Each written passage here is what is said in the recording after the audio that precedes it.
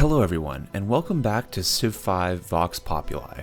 Today we are playing as the Inca, the infamous mountain civilization. This game, I want to stick to the Incan roots and make a secluded, mysterious, but powerful kingdom hidden in the mountains, tucked away from global politics. Will I be able to avoid wars and petty rivalries? Or will history force my hand? Only one way to find out.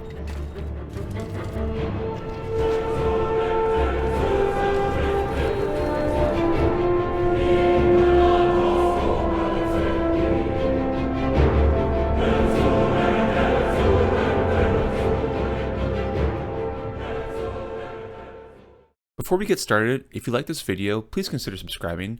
It's free and you can always change your mind later. It genuinely helps me out a ton and motivates me to make more awesome videos for you guys. Okay, so here we are in our mountain range. Right away, I don't love this start, so let's peek around a little bit and see what we have here. Okay, so I was able to scout and explore the surrounding mountain range, and I found some key features of interest. Alright, so this is our mountain range here, and I've decided to call them the Azure Mountains because of all the lapis resources we have nearby. I think I want to settle my capital city down south. These floodplains to the northwest of the Azure Mountains have good farmland, and it's close to the Fountain of Youth, which is a good yield natural wonder that also heals our troops in battle. Okay, so let's settle our city. And for this game, I also want to add a restriction or rule to make things a little bit more interesting. So since we are playing as the Inca, we need to respect the mountains. As such, we are only going to settle or annex cities that are on or next to a mountain. This should hopefully add a little bit of extra spice to our world and make it a little bit more challenging. Anyways, now that our capital is set up, it's time to explore the world properly this time. Let's send out the scouts.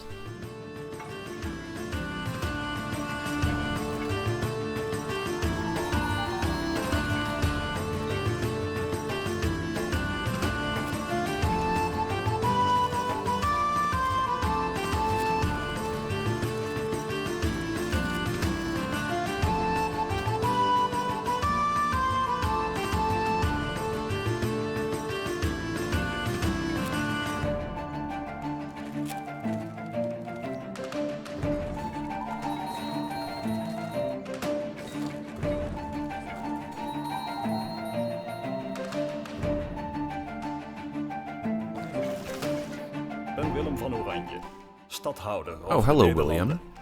Okay, so we found the Netherlands. Mij staat nog veel te doen.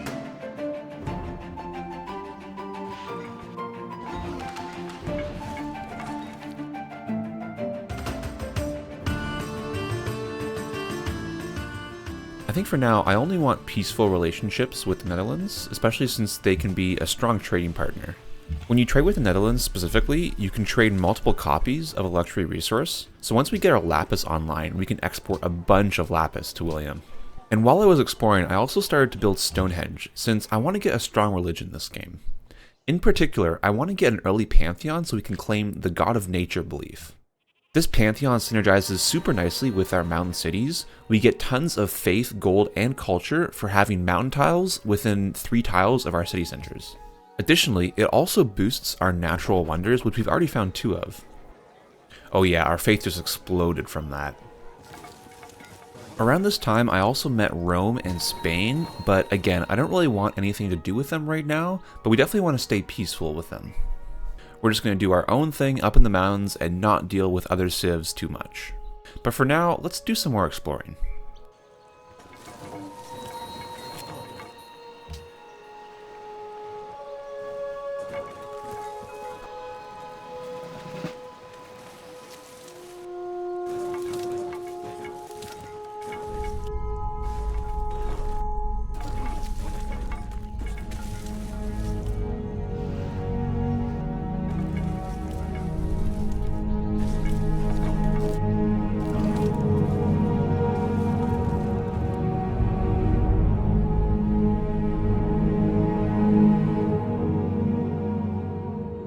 Alright, so we've explored the map a decent bit, and I think it's time to focus on our capital city.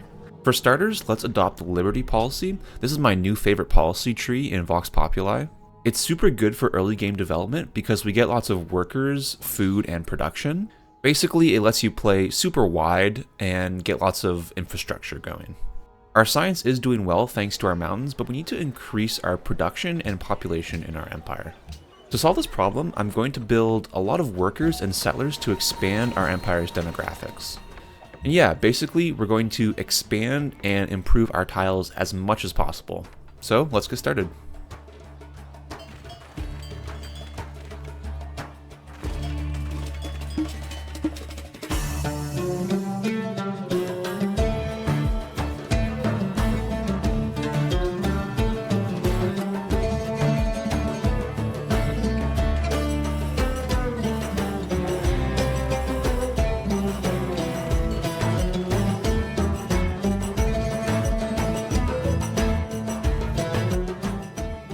Alright, so I was able to get a few cities down, and I also got a lot of lapis online, which also provides us with science. So it's looking like it's going to be a science game, to be honest. Our science is actually crazy, we're getting so much from the mountains, and now we have the lapis as well. Speaking of science, I was able to research mathematics, which means we are now in the classical era.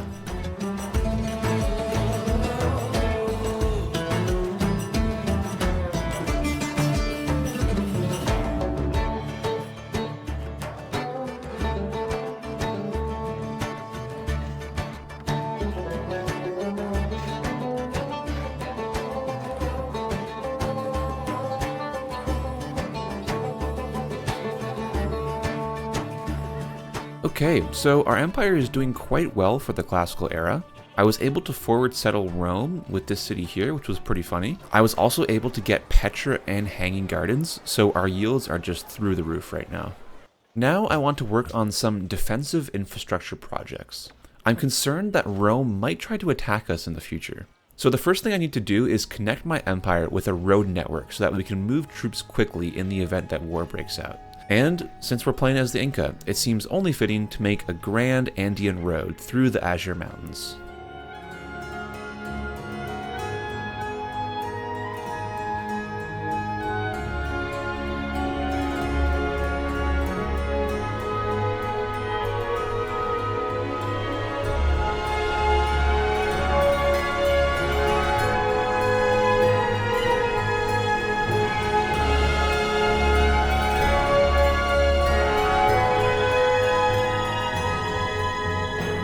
Look at this beautiful road. That's absolutely amazing. Not only do we get gold from our city connections, but now this road is excellent for national security. Why, you may ask? Let me introduce you to our unique unit, the Warak Ak.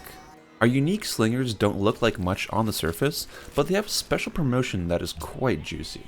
Concussive hits gives a minus 15% debuff to hit enemies, but more importantly, it also ignores zone of control.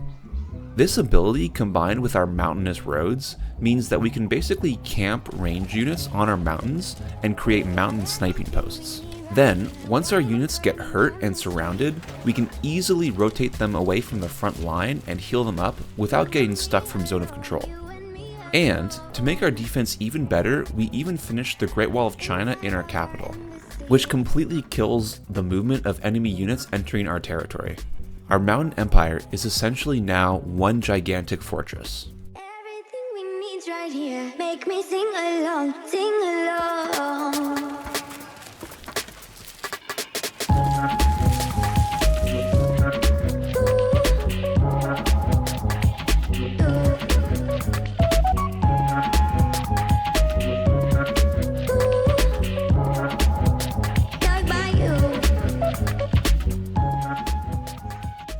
Yeah, I'm not worried about Rome at all right now. And most of our slingers are upgraded to archers now as well, and we'll have composite bowmen soon. During our road construction, I also got my religion online. I grabbed extra yields from golden ages. This synergizes super well with our lapis because our lapis monopoly gives us extra golden age points. And I also grabbed pagodas, which is just a solid faith building. This religion should be pretty solid since we are getting it so early. Okay, so I have an idea for something I want to do with Machu here. I think I want to build a military canal. If we build a canal to the south, then we'll be able to build naval units in Machu.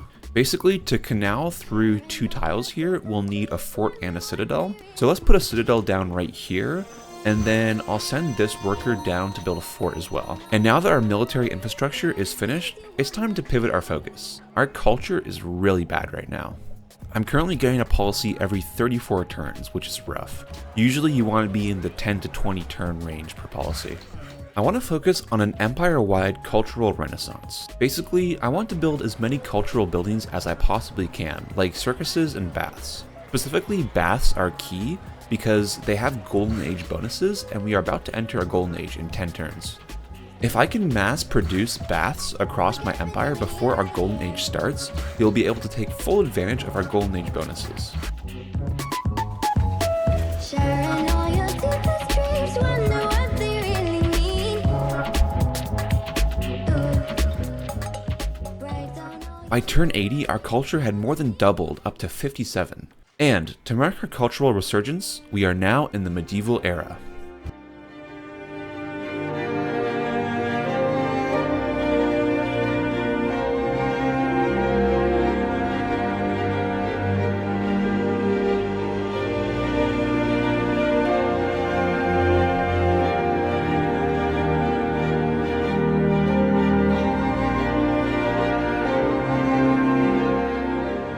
But while our empire was prospering, trouble was brewing in the east. Oh, it looks like Rome is mobilizing for war here.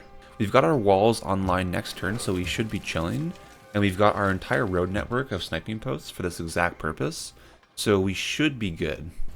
Aerarium meum paucum continet, et milites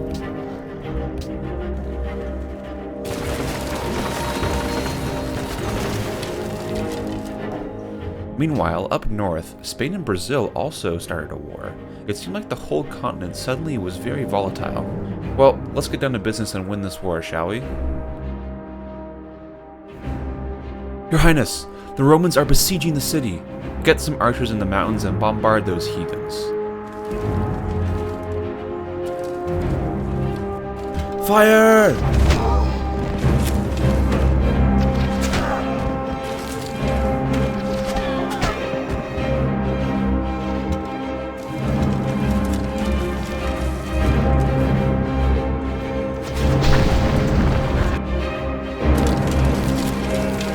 The initial attack from Rome was blunted by my mountain sniping posts. But now I need to consider how to counterattack. Rome has a lot of colonies up north, but their core cities lie to the east. So I think the plan is to send most of my army east to take some good cities, which we can then use as leverage in the event of a peace negotiation. In the meantime, I'm going to slowly build up troops in my capital to eventually send it north to take the colonies. I've also been slowly adding to our road network, especially in the east on our sniping posts. And I'm sending envoys out to ally with Yerevan in order to open up a new front in the south. By turn 95, the war had entered a bit of a stalemate. I was able to push the front line back a ways, but it will take a while for us to build up enough troops to actually break through the Roman lines. In the meantime, let's discuss some other projects I've been working on. For starters, our religion is doing quite well. During the war, I've been able to build several strong wonders. Machu Picchu is especially powerful for us since we have so many mountains. And also we have to build Machu Picchu as the Incans. We can't not build it. I'm also starting to purchase lots of missionaries and buildings with our faith. The other thing that has been going on during our war is trade. I've been sending out lots of caravans to the Netherlands, as well as trading my lapis. Me and William now have a really good trade relationship. And on turn 102, another war broke out. Spain declared war on the Netherlands. I might have to deal with Spain in the future. They're starting to get a little bit rowdy. We can't have them attacking my boy like that. We did, however, manage to ally with Yerevan, which should open up a new front for Rome to deal with. Despite war raging in the east, our empire has launched into a new age of enlightenment and exploration. We are now in the Renaissance.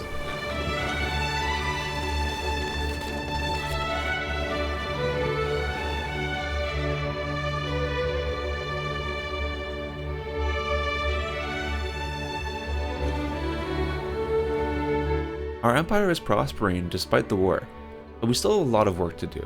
Let's buckle down and finish up this war with Rome. Okay, so Rome kind of overcommitted on their last push, so I think I can finally counterattack in force. All of our troops are upgraded, and we're also getting cannons and musketmen, so let's go on the offensive.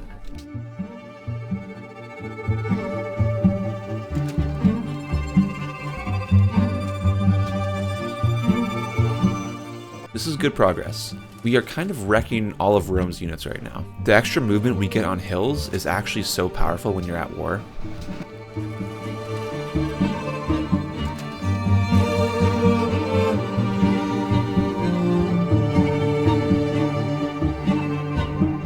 Your Highness, we're prepared to start the siege. Very good. You may commence. If I may, Your Highness, do we really need Antium? It seems a step too far. Yes, we need it for bargaining power. If I may say, the people trust you since you stuck to the mountains. A good king can quickly become a tyrant in the right scenario.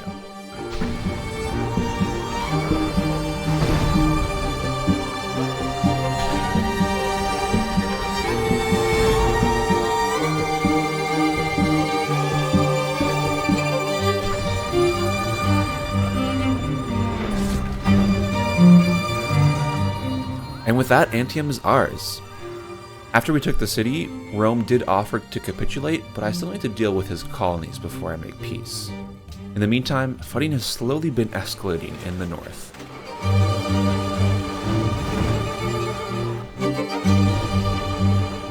Our troops have been stopped, but I'm slowly building up my land forces to make a push for their cities.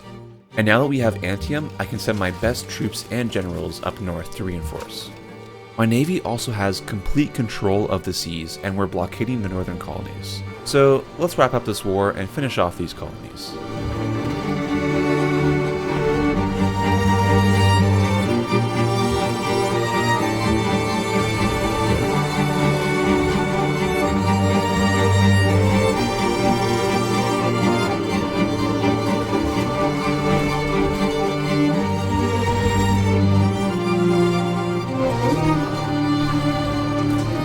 Alright, that's it for the northern colonies. This war is officially over.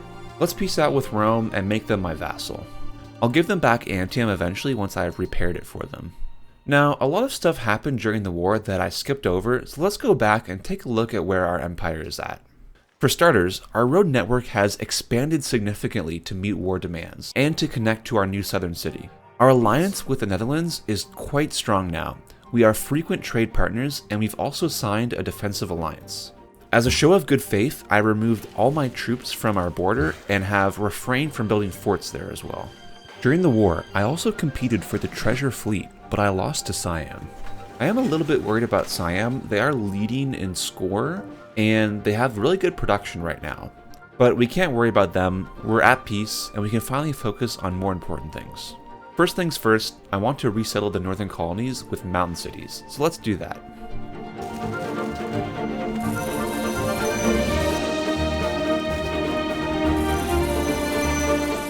Okay, our yields are doing quite well, so let's just appreciate these yields for a second.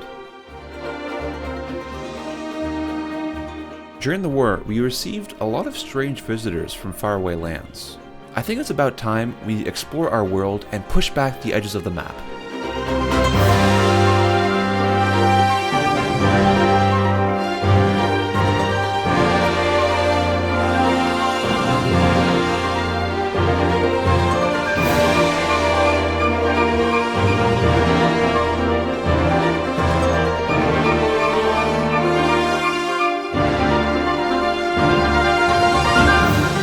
Okay, so let's give Antium back to Rome, and I think I'm going to declare war on Spain here. They've been messing with Brazil and the Netherlands for a while now, who are both my allies, and Spain has some mountain cities to the far north that I would like to claim. It is a bit of a power-hungry move, but hopefully it pays off.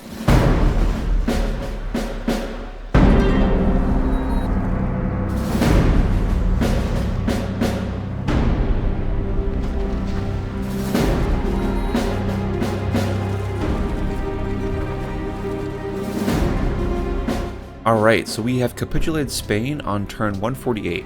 That was a very successful war. We got all of Spain's mountain cities in about 10 turns. And now we can finally chill and focus on our mountain empire. I don't want to get involved in any more foreign wars.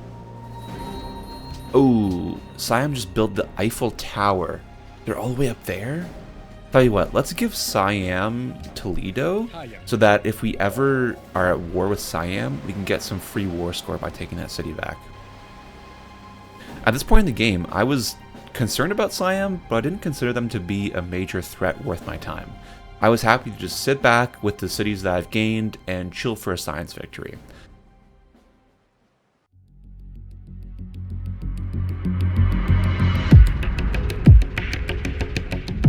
I have an urgent message for the king. Whoa there, soldier, slow down. His Majesty is in an important meeting right now. Please just read the letter. We need to improve our food yields in our border cities. If we can build some more grain— Your Majesty, our spies have uncovered a dark truth. They found a hidden transcript in Sukhothai containing diplomatic meetings and bribes sent to Rome and Spain to declare war. Wait, but that would mean— Yes, sir, it appears it was Siam the entire time. They've orchestrated all of the wars on our continent. They've been manipulating Rome to declare war on us, and they started the Spanish-Brazilian War. Spain and Brazil also started a war. It seemed like the whole continent suddenly was very volatile. They've been trying to divide us from within so that they can get ahead in development. Then we must unite. Relay the message to William and Pedro. Hopefully they will feel passionately about this and will mobilize to our cause. And call a war council for tomorrow. We have plans to make.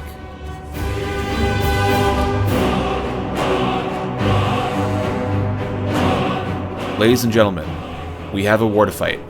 I trust you have all been briefed on the situation. Here's the plan.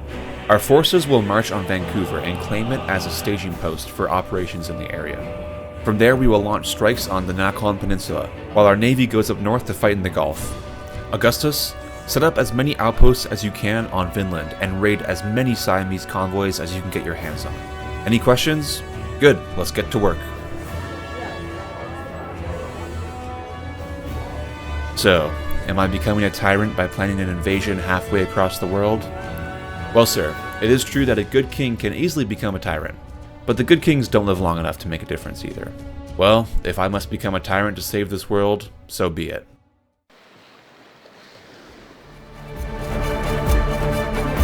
Soldiers line up by company and prepare to board the boat. Pack up, we have to go. The boats are leaving. If I die, they better send my Get to the boats, you filthy maggots. Go, go, go, we have to leave.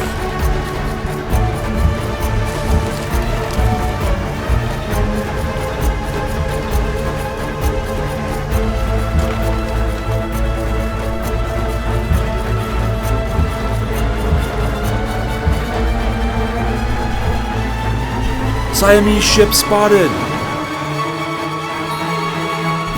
เจ้าคนตับต้อยจองหง เราจะทำให้เจ้าเสียใจกับความอวดดีของเจ้า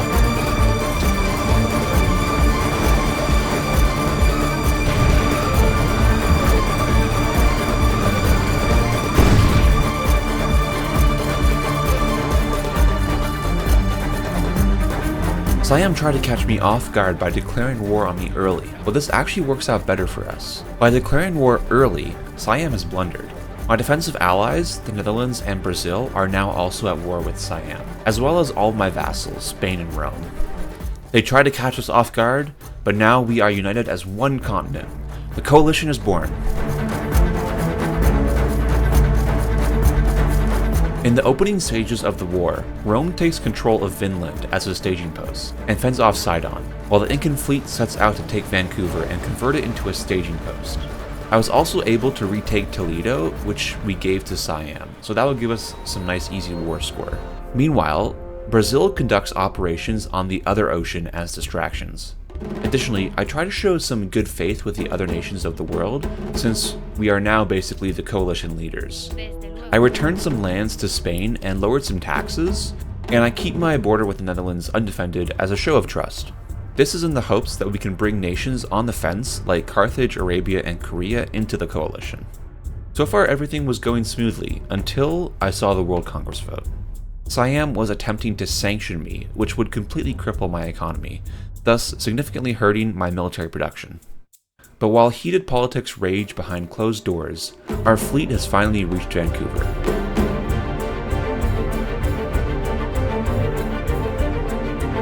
The year is 1675.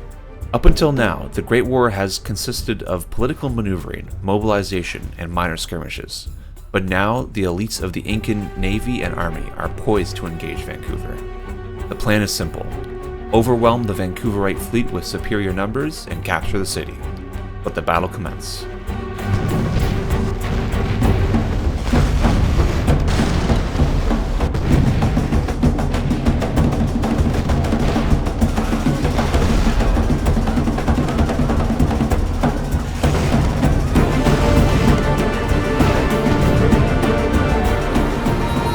with that, the first major battle of the Great War comes to an end. The Incan forces lost minimal casualties and achieved total victory against Vancouver. Militarily, Vancouver will act as an excellent staging post for future operations planned for the Nakhon Peninsula. Politically, the capture of Vancouver shows the world that Siam cannot protect their allies, which will push more leaders to the coalition cause. Alright, so that battle went well. Unfortunately though, Siam was able to sanction us in the World Congress. Without global trade for income, I won't be able to upgrade my troops as quickly, which will give Siam the tech advantage for the first stages of the war. But in the meantime, our forces press on as we make landfall in the Nakhon Peninsula.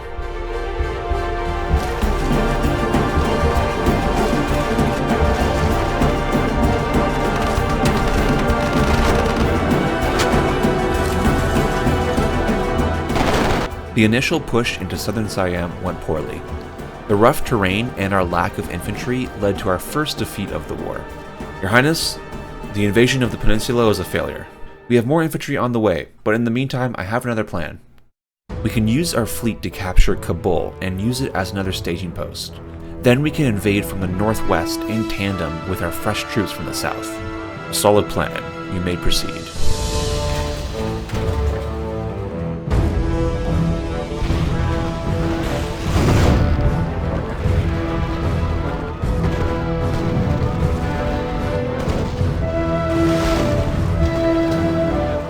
Now that we have Kabul as a proper salient, we can ferry in our land troops to fight Siam. And we finally managed to remove our sanctions in the World Congress, thanks to the Netherlands and Carthage. Siam is in trouble now. Within a few turns, our GDP soared to over 1,000 gold per turn. Additionally, we are slowly catching up to Siam in technology. And we're also arming our coalition allies with technology as we go. The coalition is now a force to be reckoned with.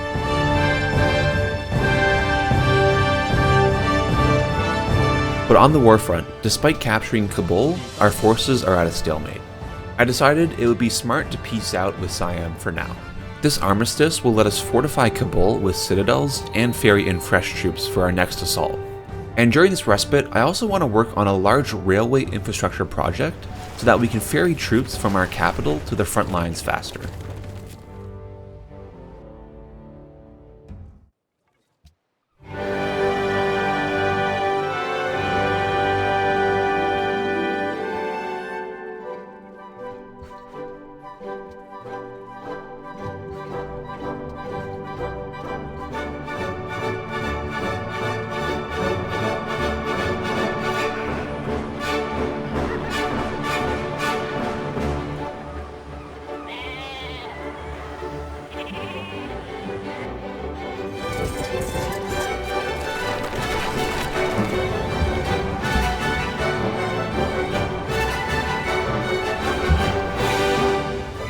Alright, it's been quite a productive few years of peace.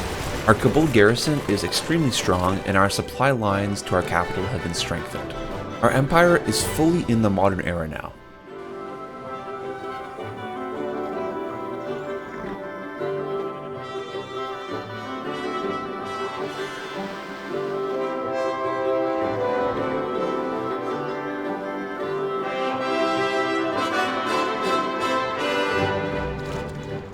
During our respite of peace, however, the war continues on the global stage, and I feel that I am well prepared to continue our war, so let's go. Siam still has to pay for what they did to our continent.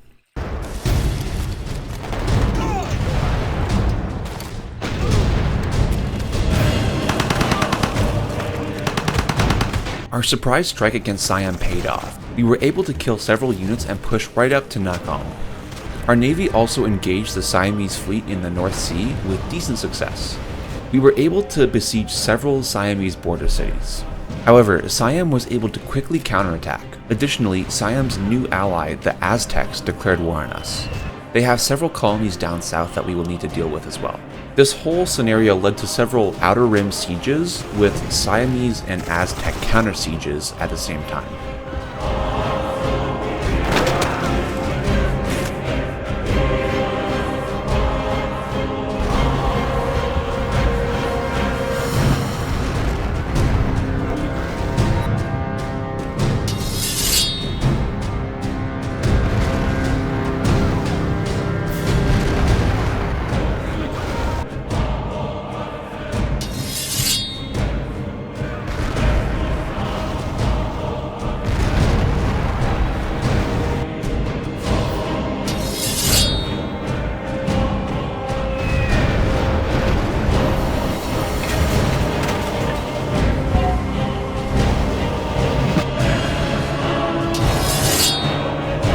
By turn 204, most of the Outer Rim sieges were going well, except for the Siege of Nakhon.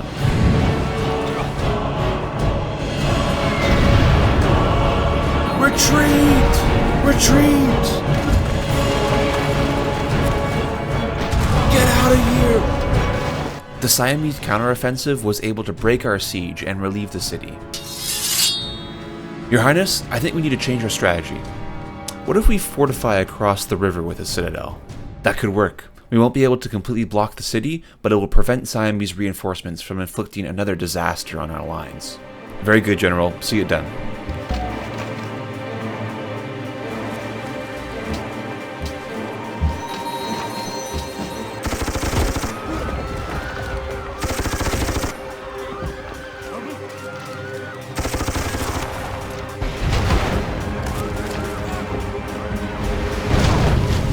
The siege was going well, but just as things were looking up, Siam played their final trump card.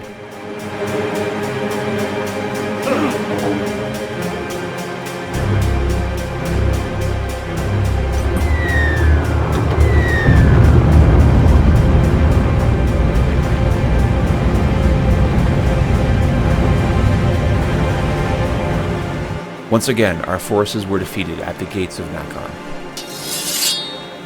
However, I won't give up. The siege is stalled for now, but reinforcements are on their way.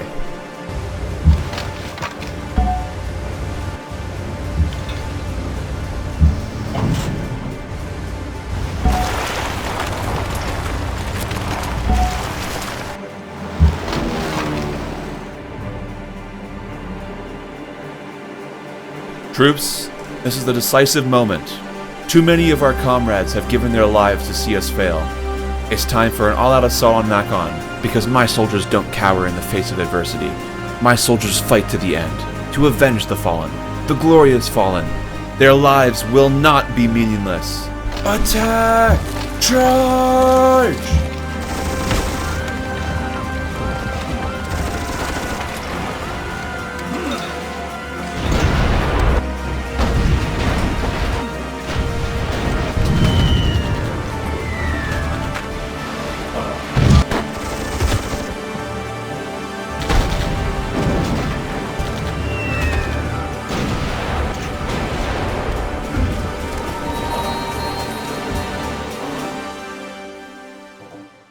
With the fall of Nakhon, as well as Siam using up the last of their nukes, the war effort quickly collapsed. I took a few turns to upgrade my units and gather my forces, and then I launched the final attack on the Siamese capital. With the arrival of our land troops and our navy with our newly made aircraft carriers, the Siamese capital fell within a few turns, and we even managed to nuke them one more time as a final nail in the coffin. The war to stop Siamese global domination was finally over.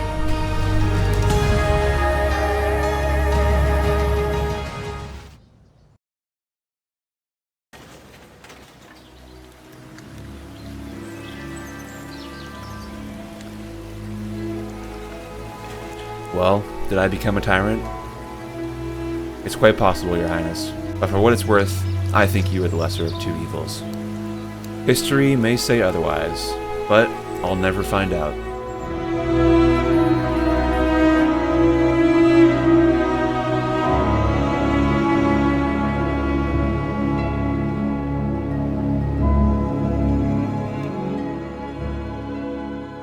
If you made it this far in the video, thank you so much for watching. If you enjoyed the video, please consider subscribing and leaving a comment. It helps me out a lot. Yeah, let me know. Did I become a tyrant, or was I leading the global coalition as a good ruler? Also, let me know if I should go into more depth into making characters and dialogue, or keep it closer to normal gameplay commentary. This video took months to make, but it was an absolute blast to bring this world to life, and I'm super excited to make more. My ultimate goal with these videos is to go as deep into world building and storytelling as possible for a Civ game. But yeah, that's it for this video. As always, I hope you enjoyed it, and I'll see you in the next one. Bye!